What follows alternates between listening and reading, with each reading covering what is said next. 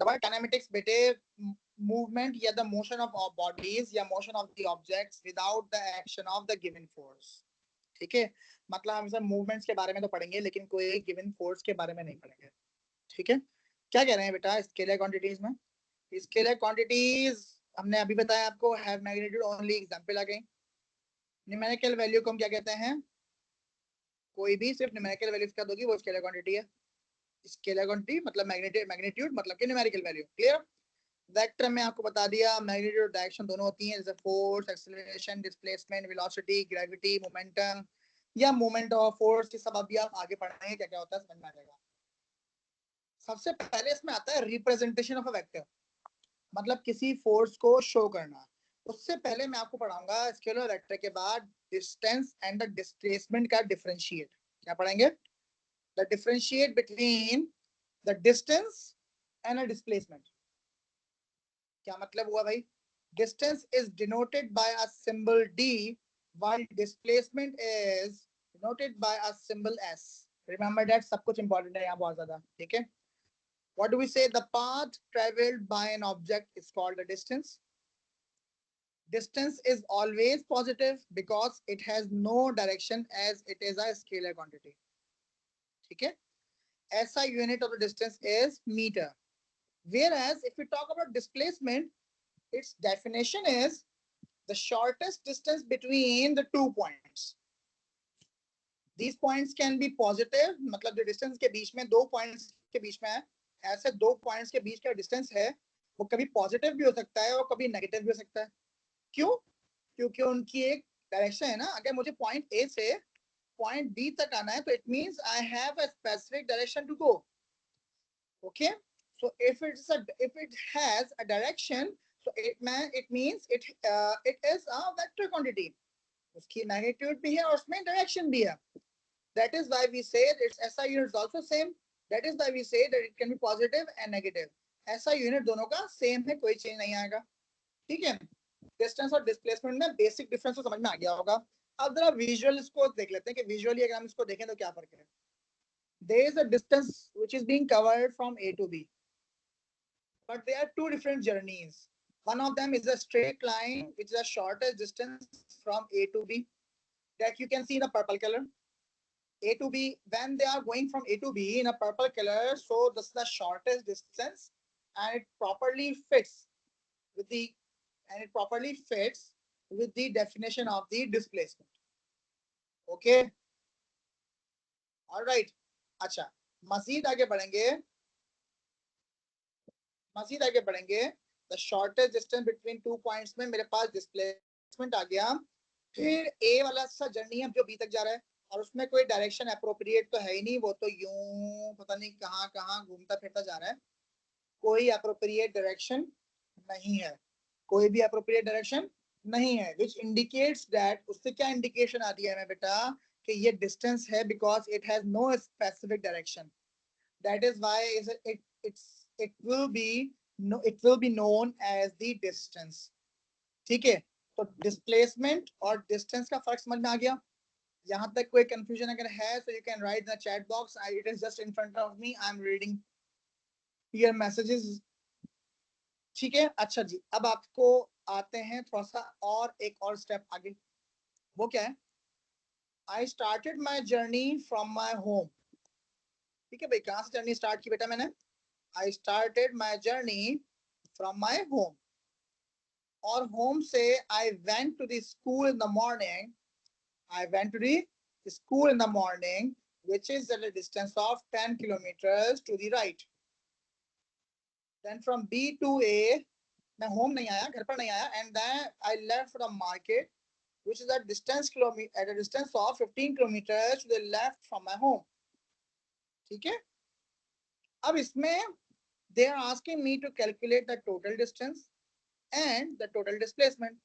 दोनों चीजें कैलकुलेट करने का कह रहे हैं मुझसे, कोई मुश्किल बात नहीं है, अभी हो जाएगा। कैसे? As I already told you, the distance is always positive। So first of all, I went from home to school, which is 10 kilometers। Okay, and then from school to home, which is again 10 kilometers। तो +10 हो गया. And then from home to market is 15 kilometers. I got my distance as 35 kilometers. Okay. But what about the displacement? When I went from A to B, means from home to school, this distance is 10 kilometers. Okay. Because it's going to the right, तो हमने इसको 10 में लिख दिया. But what happens in the off time? I return from B to A. मैं B से वापस A पे आ गया, ऐसे उल्टा opposite. So this will be -10 for me because the direction has changed. ये important बात है, दिमाग में रखिएगा. Because the direction has changed. So now what do I have? I have the journey from home to the market as well. It is again in the opposite direction to the left. So it will also be negative, मतलब कि -15 kilometers. Positive 10 or negative 10 cancel हो गए. And I got the answer -15 kilometers. As I told you people that displacement can be negative, हमने definition में पढ़ा था. It can be positive and negative both. तो आप देख सकते हैं हमारे पास नेगेटिव ही आंसर आ रहा है डिस्प्लेसमेंट का. ठीक हो गया, ये बात समझ में आ गई है अच्छी तरह से. आई होप यहाँ कोई कंफ्यूजन नहीं है. मजीद आगे बढ़ेंगे. ये मेरी एक जर्नी है, ठीक है. ए से बी, ए से पूरा बी पे और फिर वापस ए पे. मैं पहले क्या किया, व्हाट डिड आई डू, जरा सुनिएगा बहुत गौर से. आई started my journey from point A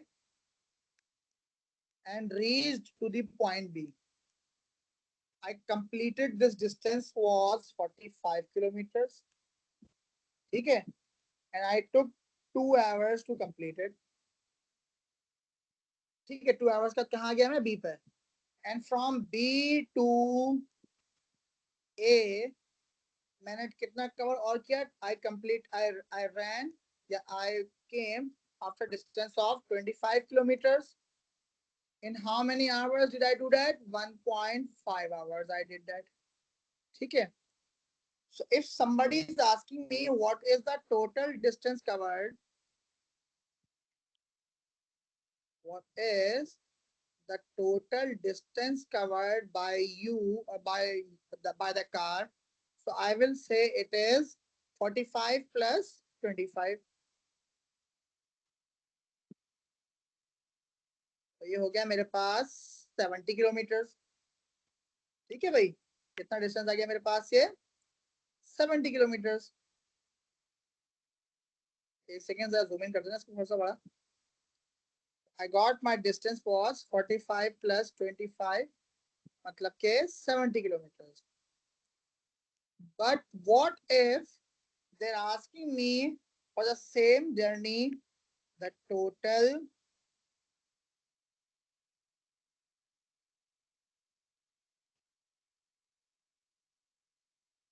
displacement. So my total displacement is 0 kilometers. क्यों ऐसा क्यों, डिस्प्लेसमेंट 0 कब होती है, the car returned to its original position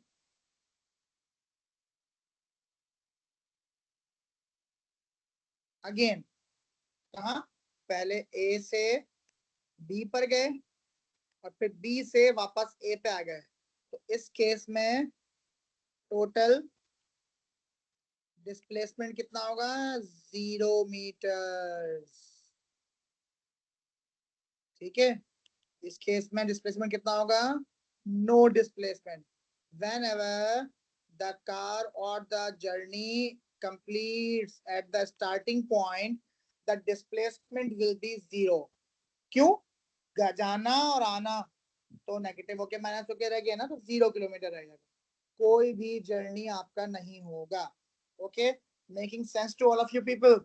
same goes अगर मेरा जर्नी हो ऐसे ग्राफ का, तो ग्राफ फॉर एग्जांपल अभी सुनिएगा बहुत गौर से, मैं क्या कर रहा हूँ बहुत गौर से, ठीक है।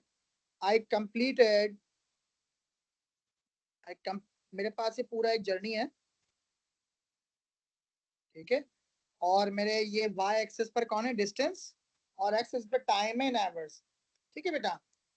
In the first 2 hours I started my journey and I covered a distance of 60 kilometers, है ना, ये 60 पे लाइन आ रही है ना मेरी।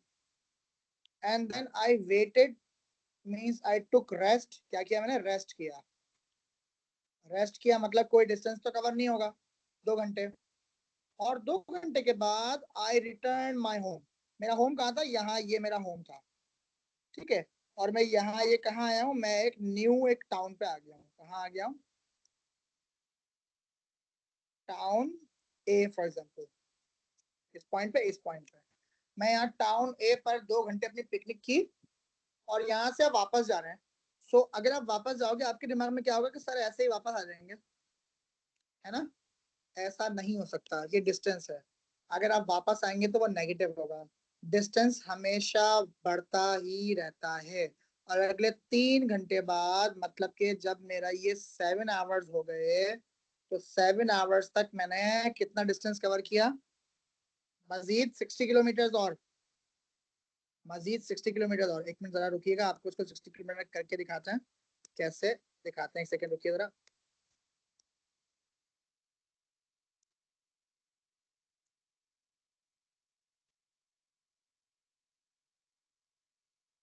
जैसे मेरा जर्नी कहाँ तक जा रहा है, मैंने इसको थोड़ा और बढ़ा लिया कि ये डिस्टेंस इन मीटर्स है मेरा, और this reading is going till 120, क्योंकि 60 किलोमीटर दूर था डिस्टेंस। भाई डिस्टेंस वापस जाते हुए चेंज थोड़ी होगा, डिस्टेंस तो सेम ही रहना है ना, it will not change. So what we are going to do, अब जाते हुए वो थोड़ा स्लो गया, थोड़ा स्लो गया, और उसको 3 hours लगे, पहले 2 घंटे लगे थे, 3 hours लगे, ठीक है। और अब वो वापस कहाँ आ गया, अपने होम। तो व्हाट डिड आई नोटिस कि the distance is always positive, इसलिए उसका ग्राफ सिर्फ और सिर्फ ग्रो करेगा, यहाँ वापस नीचे कभी भी नहीं आ सकता, ठीक है। ये बात समझ में आ गई है, दोनों बातें क्लियर हो गई हैं डिस्टेंस और डिस्प्लेसमेंट से रिलेटेड। कोई क्वेश्चन है so you can write that in the chat box, otherwise we will proceed to the differentiate between the speed and velocity. शाबाश।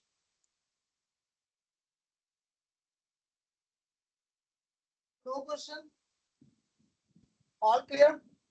चला जी, आगे बढ़ते हैं अब स्पीड एंड वेलोसिटी पर।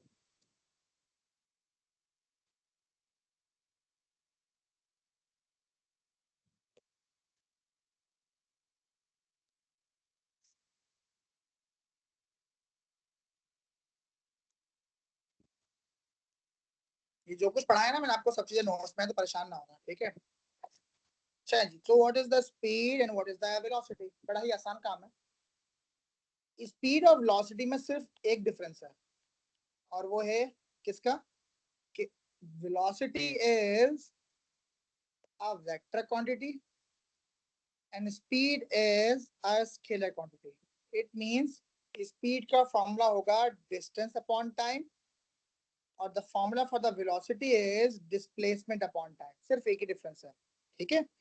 क्योंकि इसमें डिस्प्लेसमेंट आ रहा है, that's why it's vector.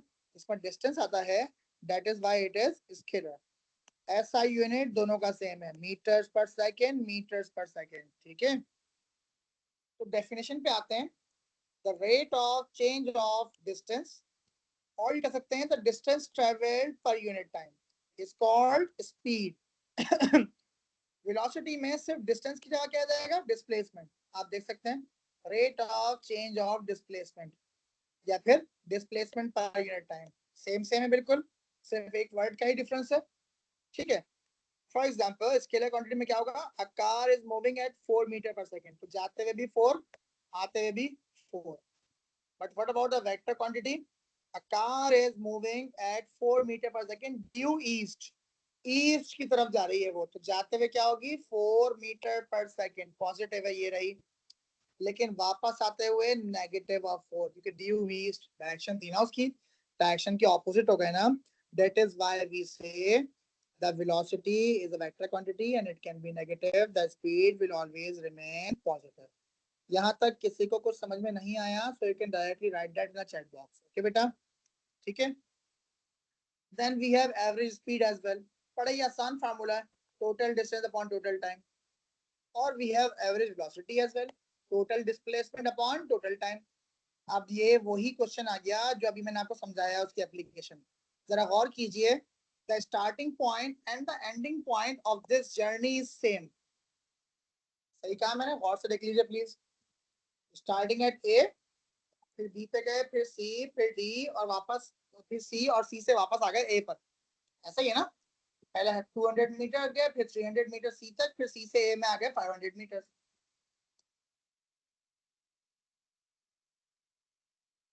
Time is also mentioned.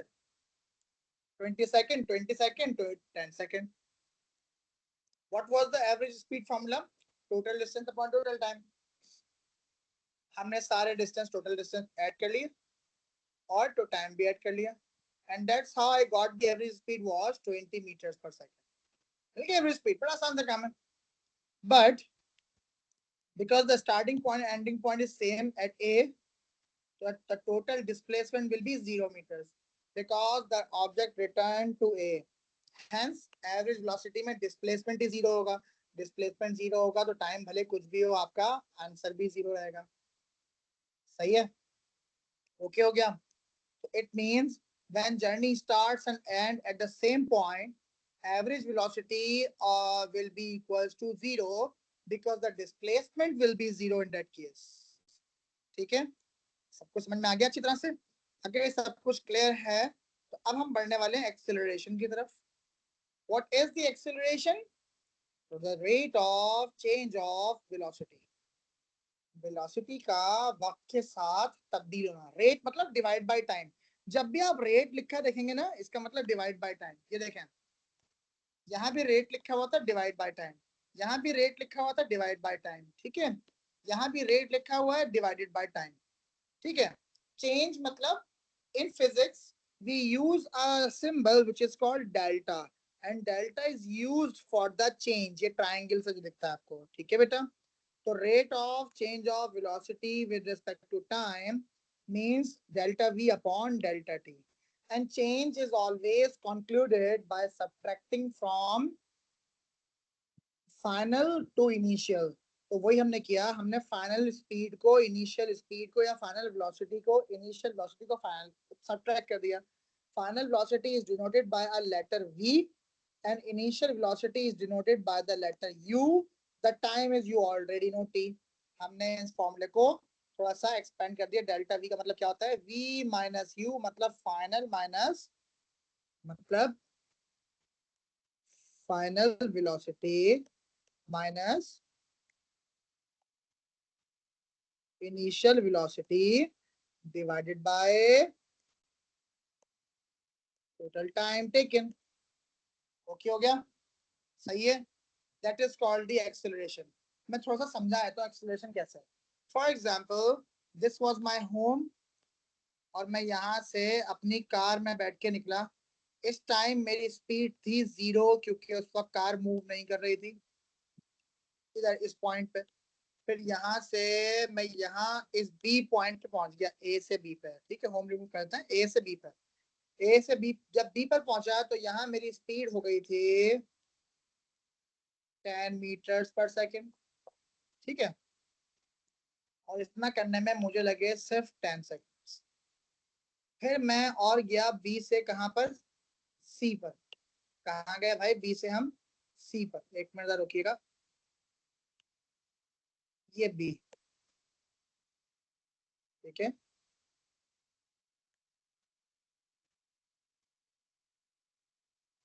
यहां तक आते आते मेरी स्पीड हो गई इतनी. ठीक है, और यहां से हम गए कितना आगे? सी पर. और सी पर जाने के बाद क्योंकि सी और रोड एम्प्टी था तो वहां मेरी स्पीड हो गई 20 मीटर पर सेकेंड. और वहां तक आने में मुझे लगे सिर्फ और सिर्फ 3 सेकेंड्स. सही है. Can you see this? Speed increase हो रही है ना. तो इंक्रीज इन स्पीड 0 से 10 और 10 से 20, तो increase in speed is called acceleration, ठीक है, and the decrease in speed is called deceleration. Let's suppose अगर मैं ब्रेक लगा रहा हूँ, if I am going to apply the brakes and I was moving on a highway, और highway पे मेरी कार ऑलरेडी कितनी स्पीड पे जा रही थी, इनिशियल स्पीड कितनी थी भाई,